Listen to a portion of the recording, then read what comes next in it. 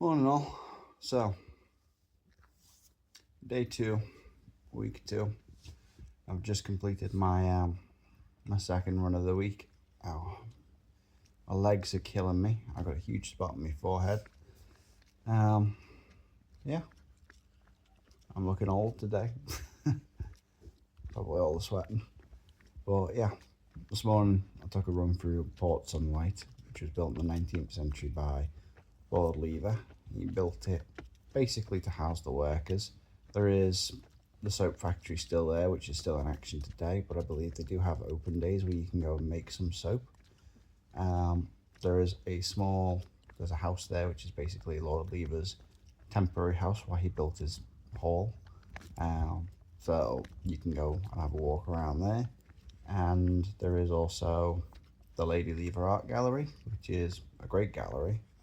Um, I believe, and like this could be hearsay, this could be wrong, but I believe Lord Lever used to correct artworks which were considered not quite good enough or to have mistakes on them.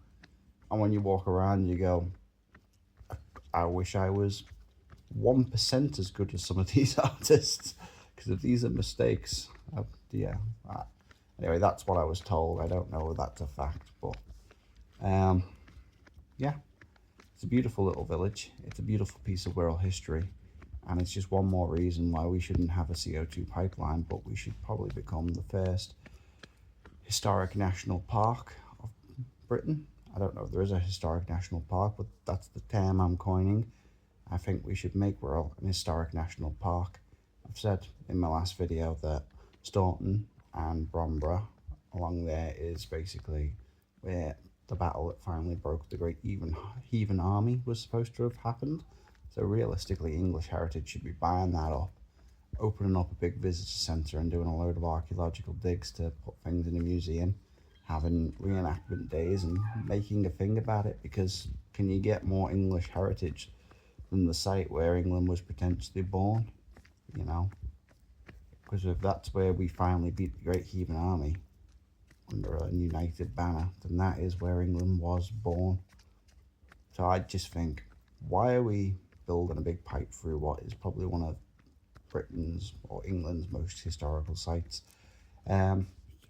So yeah, I think the whole of the Wirral Peninsula, because honestly there's a lot more history than just that. I've mentioned the shipwreckers, which I might do a little bit of reading into and do a little bit more on another video. And I've mentioned the dockyards, they could be opened up into a living museum. You know, I just think that the Wirral, we should be doing a mixture of history and nature for what we are. You know, if you look at the Wirral Country Park, that was the Wirral Way, which goes through the Wirral Country Park. That was an old train line for obviously going from the docks and industrial work and stuff like that. But the train line which it connects onto, obviously it goes to West Kirby through to Thornton and stuff, but yeah, it will all connect at points with Birkenhead, Seacombe. I'm sure it must go into Wallasey at some point. You know, we could open all that up as one great walkway, one great conservation walk all the way through. And yeah, a series of cafes and restaurants and tourist gift shops along it would create an income into the area and would create shops and businesses for people to run. Now, the regeneration project, which currently the council are trying, is clearly not working. Rents are too high, so no one can afford to rent one of those shops anyway unless they're a major business, and major businesses are disappearing online. The places which have still got shops and stuff are smaller precincts, smaller villages, or large cities. Places in between are just struggling because people will either go to Liverpool or they'll go up the Lake District, do you know what I mean? And rather than trying to be Liverpool, I think we should try and be more like the Lake District. Obviously, that's different and beautiful for its own reasons, but the Wirral is beautiful. I mean, we could open up water sports clubs all around the peninsula, sailing clubs, which with a tourist sort of like draw where we, you know, you bring people in to do sailing for a day. The walkways could be open for people to have long country walks right across the peninsula. And then all the historical sites, you know, if